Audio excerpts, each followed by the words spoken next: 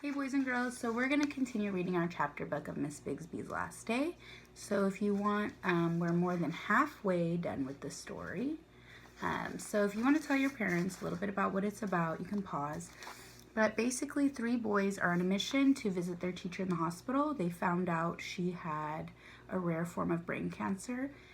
The whole class was really excited to share a party with her before she left. But she actually had to go to the hospital earlier, and then they overheard some teachers saying she was going to be transferred to a new hospital. So they go on this mission, and we're not really sure why they're doing the things they're doing, but one of the things they did was ask someone to buy them a bottle of wine, and the man took off with their money.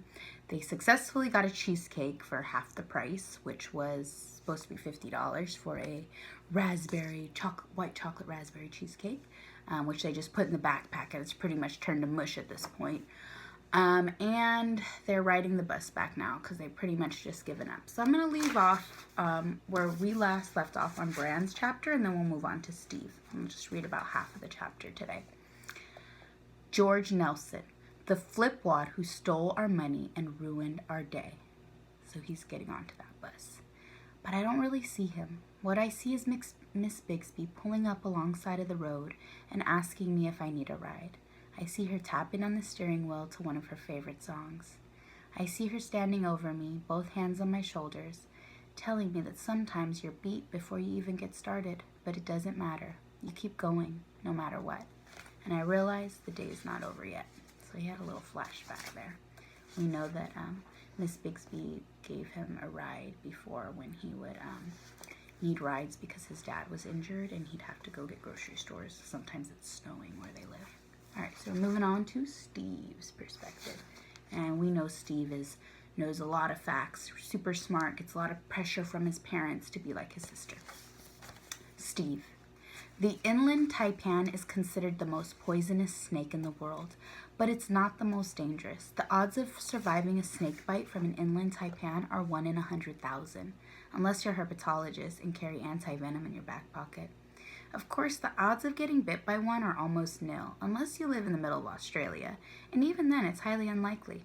You have a much better chance of getting struck by lightning or knocked unconscious by a falling coconut.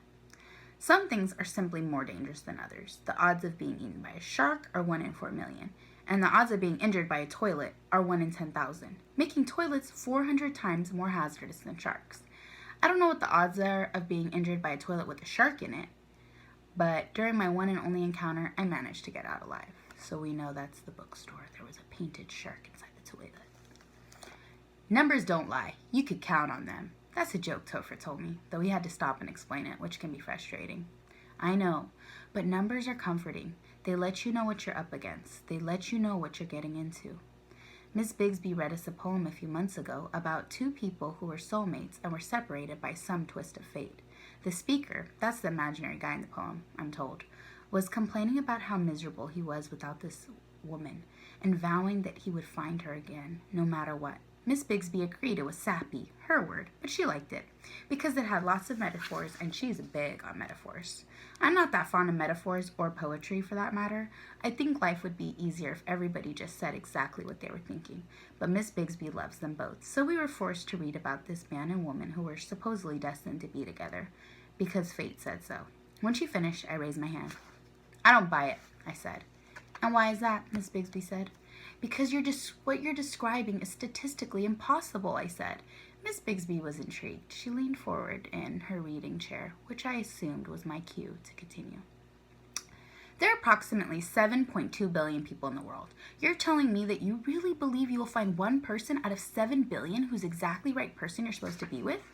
Miss Bixby didn't even stop to think about it. I'm not saying that I will, necessarily, but I think people do, yes. The man and woman in this poem were soulmates. They were destined to be with each other. That's what the poem's about.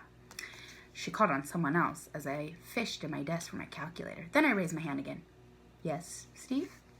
All right, assuming that it takes a minimum of 5 minutes to fall in love, I began. There was a chorus of giggles in the class. Brian Frey said something like, "Not with you," and Rebecca gave him a dirty look. I ignored him and started tapping in numbers. Actually, it doesn't even have to take that long, Miss Bixby said. Ever hear of love at first sight? Again, more snickering, a few groans. I glanced at Topher, who was sitting right beside me, then went back to my calculator. Fine, let's say 1 minute, I conceded.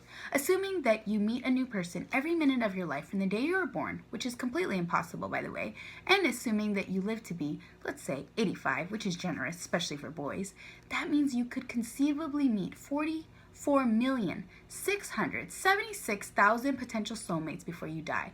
That still leaves, my fingers click along the keys, 7,155,324,000 people you have never even met.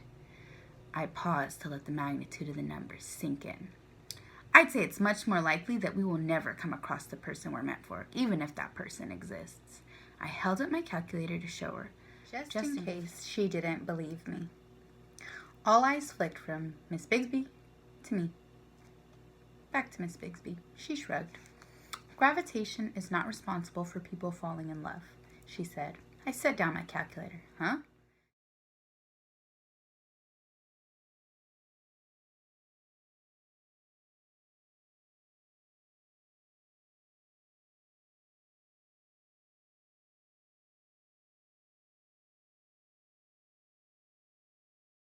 Just think about it, she said. Then she made everyone take out their writing journals so we could all experiment writing our own sappy love poetry. I looked over at Topher. She's crazy, I said. You're crazy, he told me. But 7 billion people, I repeated. Topher shrugged. Never tell me the odds. The first thing I think when I see him boarding the bus, holding his brown paper bag, dropping his coin in the box is impossible. The second is, no, not impossible, just highly unlikely. Stranger things have happened. The third is, if he sees us, he will kill us. He will strangle us in our seats. I duck, dragging Topher with me. Then we turn and whisper for Bran to do the same. The incoming passengers step up, the clink of their quarters no longer giving me a shiver of satisfaction. I can hear the riders brushing up against their seats, making their way down the aisle. The bus is only half full, plenty of space, but there is a chance, a statistically significant one, that George Nelson could come all the way to the back, sit down right across from us, right next to Bran. I listen for footfalls, wait for the shout, to see his face appear up over the seat in front of me. I'm not exactly sure what I'm afraid of. He stole our money after all. If anything, we should be looking for him. But for all the adventures Topher and I have been on together, battling ninjas and pirates, defusing nuclear bombs, and plotting renegade spaceships, we've never faced a real criminal before. We've never faced a real anything, actually. I suddenly realized that this is the second time I've had to hide from someone today.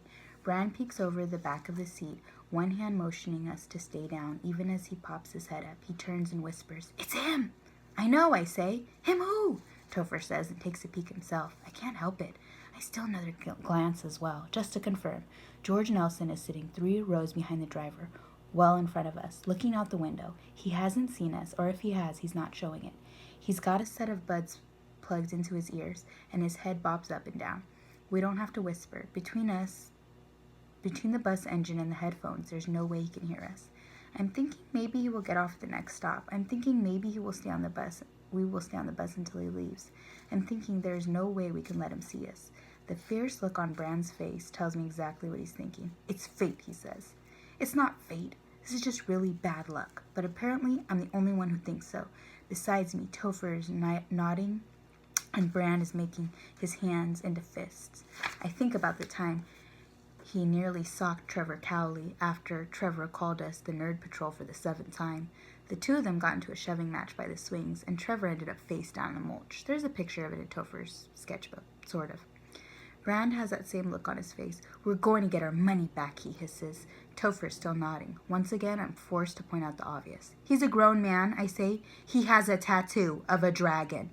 Though admittedly, it could be a tattoo of a baby unicorn, and I wouldn't feel any better about it. There's 3 of us, and only one of him, Brand says, which strikes me as faulty logic, even if he has a basis in arithmetic. 3 ants are no match for 1 tennis shoe. He took our money, he's got to pay. I shake my head. The thought of confronting George Nelson makes me want to throw up. I'm certainly not hungry anymore. There's nothing we can do. We can't even call the police, I remind him.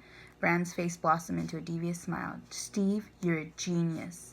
What does that have to do with anything? What you said. Is there any juice left on your phone? I look. I'm at 2%. Maybe a minute of battery battery life left. All right, we're going to stop there and hopefully find out how they get to encounter George Nelson next time. Thanks, you guys. Make your predictions. What are they going to do? We know that it has something to do with the phone, 2%, and he said something about calling the police. We'll have to wait and see.